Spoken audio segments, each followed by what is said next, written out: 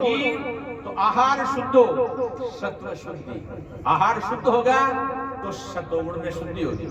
आहार शुद्ध हो, सत्व शुद्धि, और सत्व शुद्धि ध्रुवाशुद्धि। और जब हमारे अंदर सत्वगुण में शुद्धि होगी तो हमारी स्मृति ध्रुव होगी, और जब हमारी स्मृति ध्रुव होगी तभी वो तत्व को ग्रहण कर सकेगी। इसीलिए कहा गया है, निर्मल पानी तन पर डारो, कचरो करो निवारो, और मन को मेल धोले प्यारी पाप हो सारो। ये मन का मेल न धोले। सत्संग कुसंग में बैठने से मन में पाप का वास होता है, और सत्संग में बैठने से की शुद्धि होती है, मन शुद्ध होता है। जैसी संगति करेंगे उसकी ऐसी रंगत।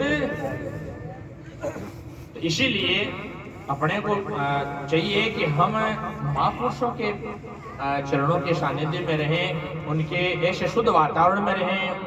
ऐसे सतपुरुष है, सद्गुणी कोई संत है, भक्त है, उनके आसपास बने रहें, सात्विक वातावरण में रहें। तो इससे क्या होगा, हमारा जो है मन खराब नहीं होगा, हमारी बुद्धि भटकेगी नहीं। तो फिर कहा है कि ऐसा करने के बाद में, ऐसा कि निर्मल विचार और शुद्ध वातावरण में रखने के बाद में, इसमें डुबकी लगाने के बाद में क्या करना पड़ता है, फिर कपड़े पहने, स्नान करने के बाद में कपड़े लेने होते हैं। तो बुद्धि को कौन से कपड़े पहनाने हैं, तो यहाँ कहा है कि शील घात को पैर सुहागण दया गणगति। हमारे अंदर शील का वास होना चाहिए। जी कमाने शील को वास नहीं है, उछकल विचार आ गया तो फिर मन उल्टा सुल्टा भटकेगा, बुद्धि विषयों के पीछे दौड़ेगी। इसलिए क्या किया कहा है, शील घात रो पैर सुहागण है। हमें शील धारण करना चाहिए, बुद्धि के अंदर शील का वास होना चाहिए। शील घात रो पैर सुहागण दया कणगति। और कणगति का की श्रृंगार करना, तो कणगति का की बांधनी है दया, क्योंकि हाँ बड़ी बड़ी कणगतियां सब वो सावनो राजी होगाड़ो।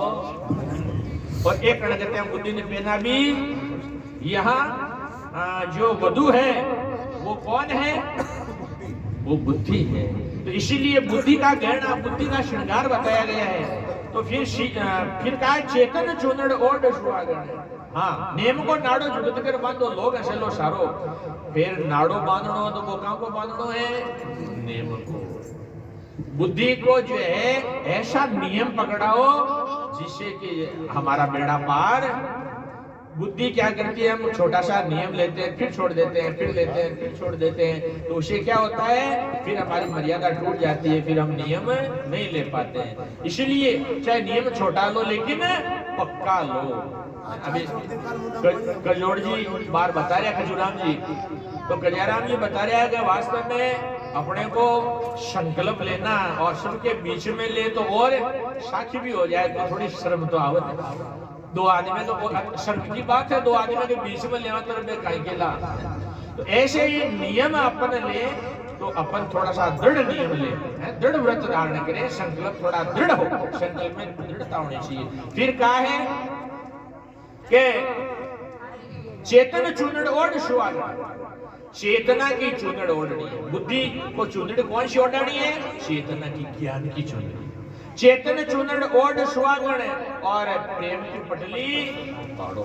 और चूनड़ी का पटली बने, चुनड़ी भी बढ़िया है ओढ़नी है, और फिर पटली पाड़ी है, एक ये बड़ी टेढ़ी है तो बाछी बोल लगे। तो ऐसे ही पटली किसकी देनी है, प्रेम की। हमारी बुद्धि में ज्ञान भी हो, और ज्ञान के साथ साथ हमारी बुद्धि के अंदर प्रेम का वास भी। कई ज्ञानी तो है लेकिन भटका भरे प्रेम को सासु का ज्ञानी है। तो हमारे अंदर क्या होना चाहिए, प्रेम का, भक्ति का भी रस होना चाहिए। तो प्रेम भक्ति के रस से भीगी हुई होनी चाहिए हमारी बुद्धि, और भक्ति के रस से भीगी हुई बुद्धि में जब ज्ञान आ जाता है तो फिर उसकी सुंदरता अद्वितीय हो जाती है। तो फिर कहा है कि गुरु शब्द को गोटो लगा ले, और झीणो घूंघट सारो। और माया को जो झीणो घूंघटो है इन्हें सार लेना चाहिए, क्योंकि प्रीतम का दर्शन करना तो घूंघट सारणो है। वो माया को झीणो घूंघट आडो आयोडो इन्हें सार लेना है। गुरु महाराज का शब्द को ठीक मायने गोटो मुट्ठी लगाओ तो बहुत ही जोर गोर, फिर गोटा मुट्ठी तारा लाग जाए तो मामले दूसरो है। तो ऐसे ही उसकी सुंदरता बढ़ेगी। हमारी बुद्धि की सुंदरता कब बढ़ेगी, उसके अंदर गुरुदेव की जो है कृपा भी मिले, उनका ज्ञान का प्रसाद मिले और उनकी साधना करके चेतना को प्राप्त हो। फिर कहा है कि कपड़ा आदि धारण करने के बाद में श्रृंगार होता है, आभूषण पहने जाते हैं। तो यहाँ बताया है कि विवेक टीकी बाल लगा ले गुरुगुम गजरो सारो।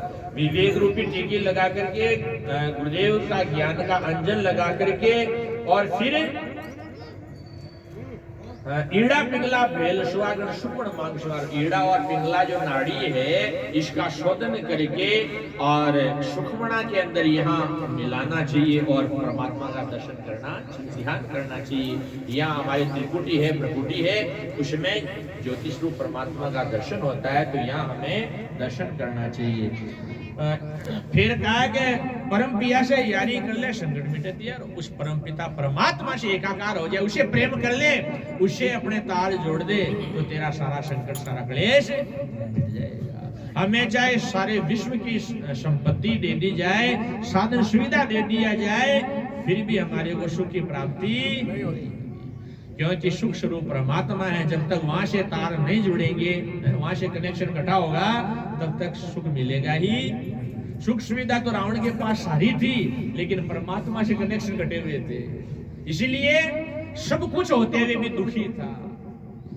जब तक चाहे बड़े बड़े राजा महाराजा हुए, उन्होंने आधी रात को राजधानियां खाली कर दी, नंगे पैर निकल गए, फकीरी ले ली। किस लिए?